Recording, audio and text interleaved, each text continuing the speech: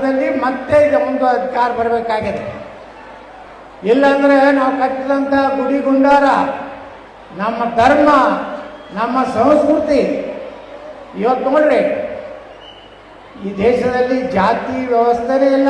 ಸಾವಿರಾರು ವರ್ಷಗಳಿಂದ ಬಾಬಾ ಸಾಹೇಬ್ ಅಂಬೇಡ್ಕರ್ ಅವರು ಮಾತಾಡ್ತಾರೆ, ಭಾರತದಲ್ಲಿ ರಾಮಾಯಣ ಯಾರು ಬರೆದ್ರು? ಮಹರ್ಷಿ ವಾಲ್ಮೀಕಿ ಅವರು ಬರೆದ್ರು. ಮಹಾಭಾರತ ಯಾರು ಬರೆದ್ರು? ವೇದವ್ಯಾಸರು ಬರೆದ್ರು.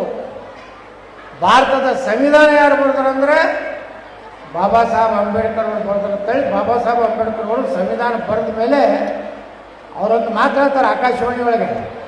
ಅಂದರೆ ನಮ್ಮ ದೇಶದಲ್ಲಿ ಜಾತಿಯಿಂದ ಎತ್ತರ ವ್ಯಕ್ತಿ ಆಗುವುದಿಲ್ಲ, ಅವನ ಕಾಯಕದಿಂದ ಇವತ್ತು ಮಹರ್ಷಿ ವಾಲ್ಮೀಕರು ಇಡೀ ಭಾರತದ ಒಬ್ಬ ಶ್ರೇಷ್ಠ ಒಬ್ಬ ಪೂಜ್ಯರಾದರು. ವೇದವ್ಯಾಸರು, ಗಂಗಾ ಮತಸ್ಥರು, ಅವರು ಮಹಾಭಾರತವನ್ನು ಸೃಷ್ಟಿ ಮಾಡಿದರು, ಬರೆದರು. ನಮ್ಮ ದೇಶದ ಸಂವಿಧಾನ ಬರಲಿಕ್ಕೆ ಭಾಳ ಮಂದಿದ್ರು.